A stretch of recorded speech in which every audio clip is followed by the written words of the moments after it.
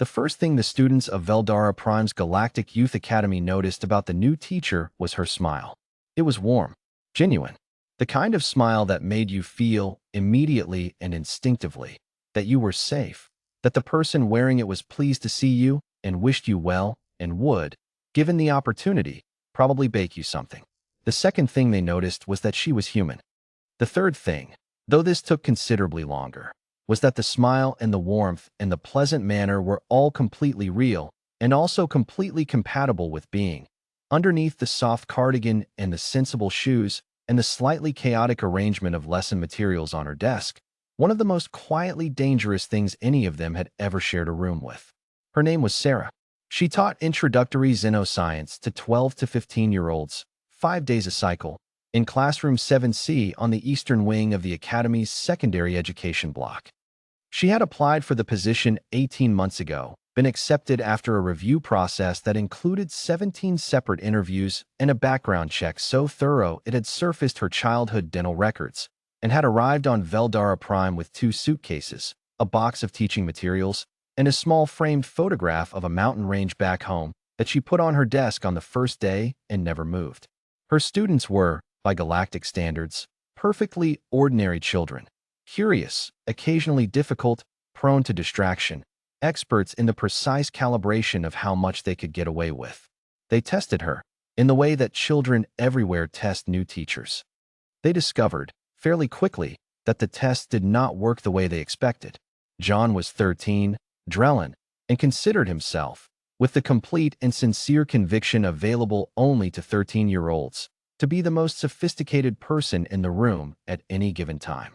He was not cruel. He was simply the kind of student who pushed, because pushing was how he understood things, and he had found, in his 3 years at the academy, that most teachers wobbled when pushed. They got flustered. They got loud. They lost the thread of authority, and once you found the thread, you could pull it. On Sarah's 4th day, he arrived 7 minutes late to class, walked to his seat with deliberate slowness, and dropped his materials on the desk with a sound designed to interrupt whatever she was saying. She was saying something about atmospheric classification systems. She did not stop saying it. She did not look at him with the tight, controlled expression of someone managing frustration. She did not make the small, sharp sound of a teacher recalibrating their patience. She glanced at him the way you glance at weather, acknowledgement without drama, and continued the lesson. And when she reached the end of the sentence she had been in the middle of, she said, pleasantly, "John, you're 7 minutes late. Note that in your attendance log, please." You don't need to explain. Just note it. The calm was total, unruffled. It was the calm, though John could not have articulated this yet, of someone for whom 7 minutes late did not register on any scale that mattered. He noted it in his attendance log. He was on time the next day. Sarah had grown up in coastal New Zealand, which sounded, to anyone who had not been there, like a pleasant place. It was, in fact, gorgeous. Genuinely, heart-stoppingly beautiful. Green hills that rolled down to black sand beaches, skies that changed color 4 times a day, water so clear you could see the bottom from the surface. It was also home to some of the world's most aggressive rip currents, capable of dragging a competent swimmer 2 kilometers offshore in under 4 minutes. It had white pointer sharks in the bays. It had earthquakes. It had a geological fault system so active that entire chunks of landscape had, within living memory, simply rearranged themselves. It had introduced species, rats, possums, stoats, that had spent centuries redesigning the ecosystem with the cheerful destructiveness of creatures that had never been told no. And Sarah had, at age 9, been caught in a rip current and gotten herself back to shore through a combination of lateral swimming technique and the particular species of refusal that forms in children who have been told too many times what they cannot do. She had, at 14, helped her father navigate back to their boat through a fog bank so thick you couldn't see your own hands, using nothing but a compass, a tide table, and the sound of water on rock. She had, at 22, spent 8 months doing field research on a volcanic island where the ground temperature 12 centimeters below the surface was hot enough to cook with, where the air quality required a mask afternoon, and where the closest medical facility was 3 hours by helicopter. She had become a teacher because she loved watching things click into place in young minds. The moment when a concept landed, when a face changed from confusion to understanding. It was, she had decided, the closest peacetime equivalent to the particular satisfaction of finding solid ground after uncertain terrain. She was very, very good at it. The incident happened in the 6th week. There was a student named Vel, Keth, 15, with the aristocratic bearing of a species that had domesticated its planet so thoroughly it had forgotten the planet had ever been anything other than domesticated. Vel was not malicious. He was simply accustomed, at a foundational level, to the idea that the universe arranged itself for his comfort. He had decided, with the complete arbitrariness of adolescent social dynamics, that the human teacher was an appropriate target for a campaign of low-level disruption, talking during instruction, engineering small distractions, recruiting 2 or 3 others into the orbit of his indifference. It was not dramatic. It was the kind of thing that wore teachers down over time, like water on rock. Bell had seen it work before. On the 6th week's final day, he arrived to find Sarah standing at the front of the room with the particular stillness that John, who had, over 6 weeks, become quietly attentive in a way he would not have admitted under questioning, had started to recognize as something other than calm. It looked like calm. It had all the surface properties of calm. It was, John was beginning to understand, the thing that existed below calm. The thing that calm was built on top of. Sarah looked at the class.